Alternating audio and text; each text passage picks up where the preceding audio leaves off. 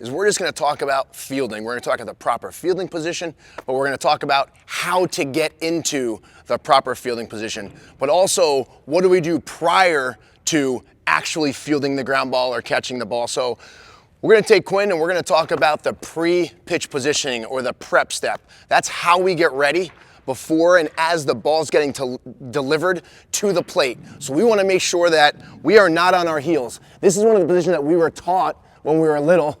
They said this was the best position to be in. Well, this is not really that good of a position. Okay, it looks like we're ready, but the weight's on our heels and we're not ready to move. So what we want to do is almost like think of ourselves like you watch a tennis player. They're getting ready to return a serve that's 114, 120 miles an hour. They're on their balls of their feet. They're getting side to side, and as the ball's being struck by the tennis racket, they're hopping so that they can then move into either direction that they want to go through. So what we're going to do with Quinn right here, we're going to get into the ready position, we're going to get ready, and I'm going to take a ball. I'm going to toss it up. Right when it hits my glove, Quinn's going to be landing his feet onto the ground. So he's going to watch the flow of the ball, and as it's going up, once it lands, he's then gonna hop. So watch, here we go, ready, boom. He's in his position, he's watching the baseball. I can keep on talking, and he's just watching one thing. He's watching the ball. 114 pitches a game. This happens 114 times a game. Most errors are made when kids aren't paying attention, the ball's hit, they hear the ball hit the bat, and then they're reacting. So we have to make sure for 114 times, our players are doing this all game long. So that's the pre-pitch position. That's a great way to get all 12 of your kids, have them locked in on making sure that when the ball's in the air, they're all hopping. So that's the pre-pitch position. Now we're going to talk about the fielding position, okay? One of the easiest ways to teach this is we want to put our elbows on our knees. So if we put our elbows on our knees, this kind of makes sure that our butt's out and our body is down, okay? We're going to take our hands and we're going to dart them out in front of us. We had a good question the other day. Does anybody use the alligator anymore? Do people still do the alligator? Some guys didn't even know what the alligator was. What the alligator is when this hand is directly on top, like you're chomping down like an alligator's mouth. This is what the alligator move is. We used to teach this for years because it was the easiest thing to get the players to understand. Alligator mouth, put the lid on the pot, one hand over top, chomp down on the ball, eat the ball. An easy way for a younger ball player to understand how to catch the ball with two hands. A more advanced way to do it is, it's like 11 o'clock, 1 o'clock.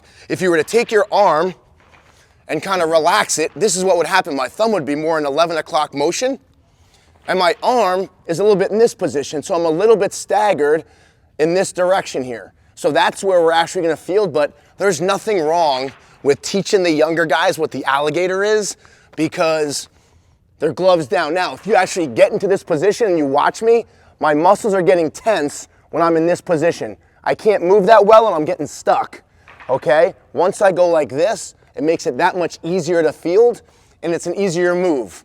So that's what the alligator is. There's nothing wrong with teaching that. And then guys are just gonna kind of tilt over into the other way. So that's the fielding position. What we're gonna do is, we're actually gonna walk over to the balls and we're gonna do this straight line.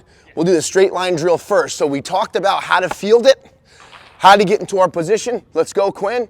So we're gonna go from standing up in our relaxed position. Once I clap my hands, Quinn's gonna go right down into the position. Ready, we're up. We're nice and relaxed, and ready, we're up.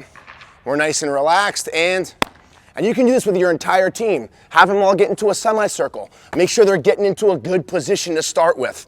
Okay, a lot of times with the younger guys, an easy way is to draw and create a triangle. They call it the triangle because my feet are the base of the triangle, and my glove goes on the tip. This is gonna almost force the alligator position. We wanna take where our shoulder is and draw a straight line so it's inside our left knee, our gloves relaxed. So that's where that other position, that more advanced position, we're gonna be. So it's more left eye. That's where we ultimately wanna field the baseball because that way it's much easier to fire my body and get myself going towards first base. So we hear a lot of coaches say charge the ball, but charge the ball to a little kid might mean sprint right at it.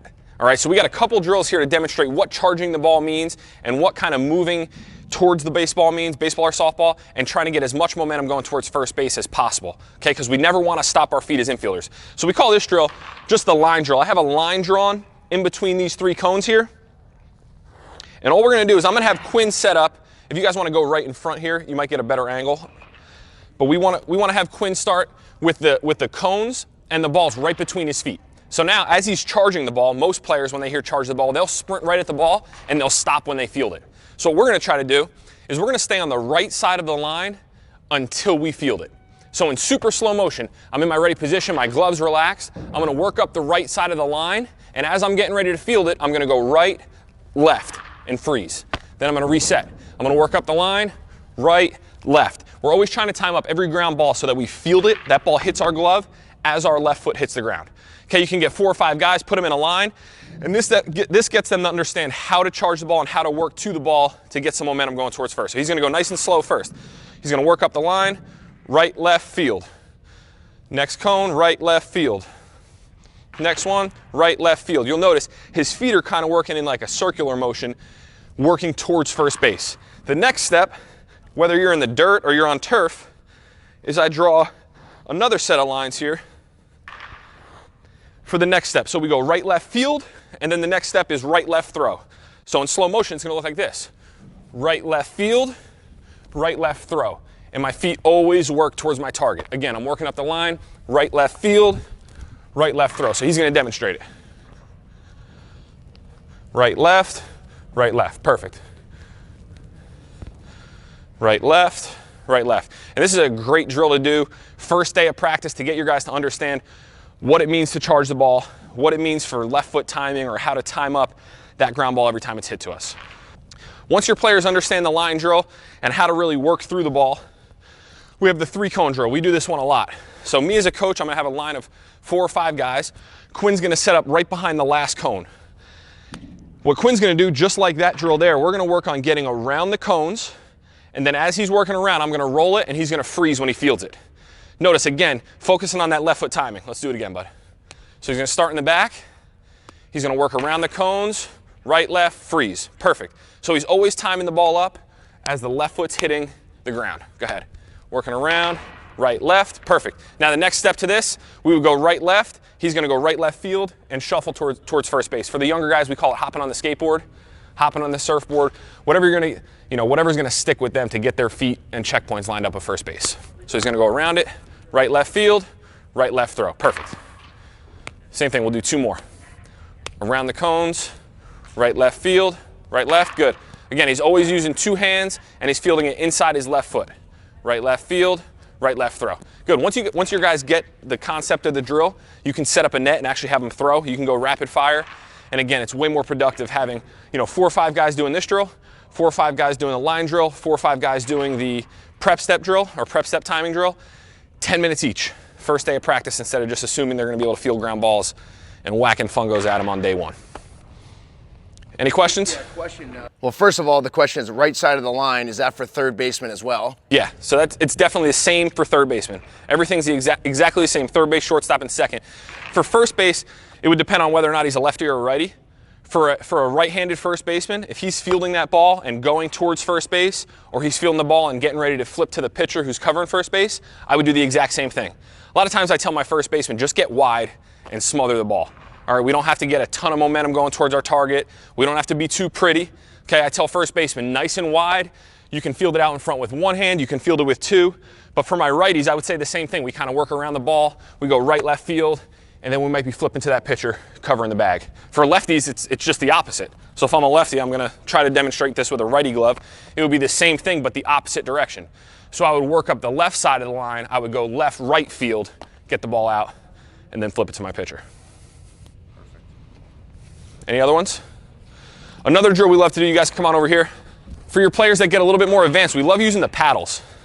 So Quinn's going to put this paddle on his hand. I think we get these things for like 15 bucks online. They're super cheap, but they're really good at teaching your players how to secure the ball with 2 hands. A lot of times as your players get older, we want to teach them not to catch the ball as infielders, but to stop the ball. All right, so this is a tough one. We're just going to roll out first. So Quinn's going to get to his ready position. You're just going to field it and toss it right back to me. So nice and wide, 2 hands, and he's just gonna pitch it right back. So once your players get used to securing the ball with this, focusing on using two hands, you can do double plays with it. You can roll out ground balls and have them throw it to first base, but again, it focuses on that left foot timing and timing it up. When the left foot hits the ground, that ball's hitting the paddle, and they're securing the ball with two hands. That's a great one. Another great drill we do, we use cones a lot, guys, just because it kind of gives them a runway or, you know, certain angles to take depending on where the ball's hit. So to practice backhands, I'm gonna have Quinn set up at this front cone right here.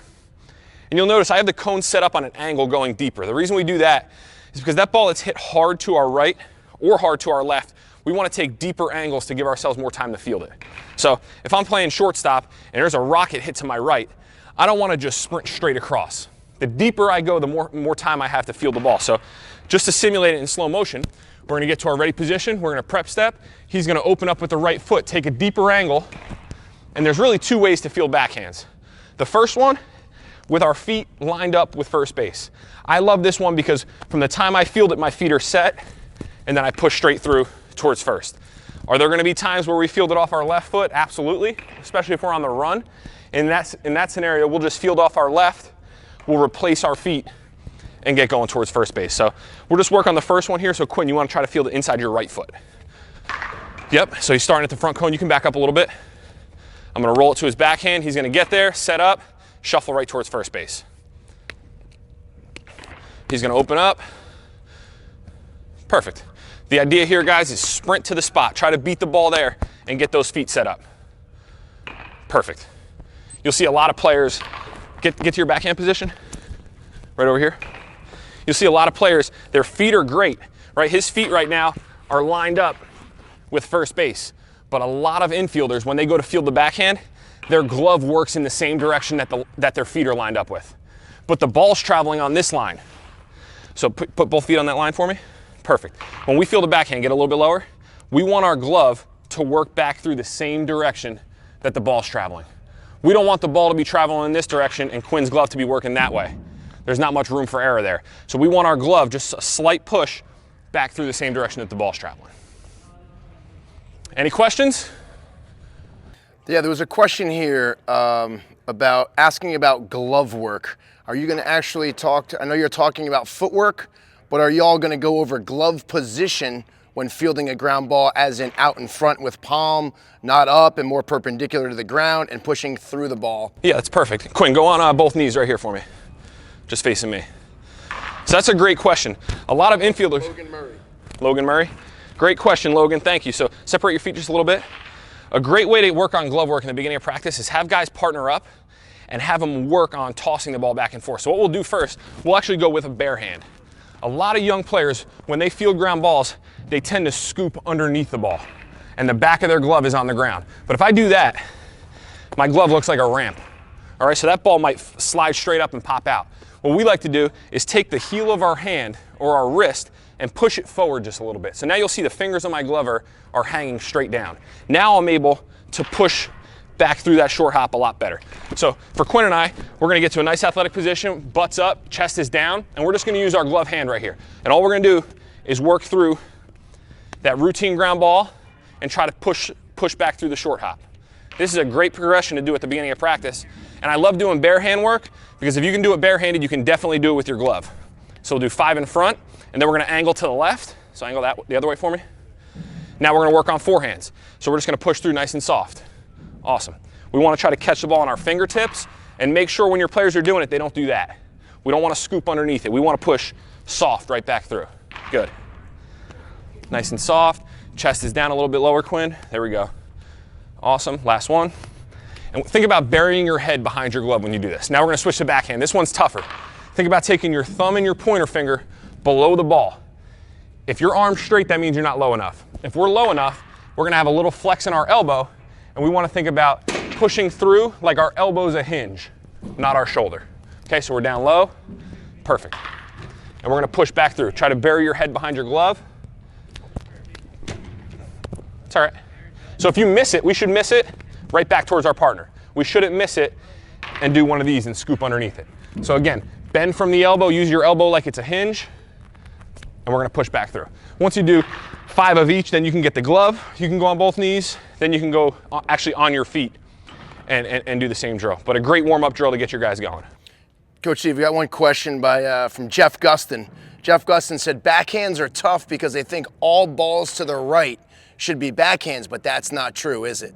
No, definitely not. Good question, Jeff. I would say read the pace of the ball, and you as a coach, when you're rolling out backhands, you can roll a couple soft too, because any ball that's soft hit, if we can get around it, we want to try to get around it.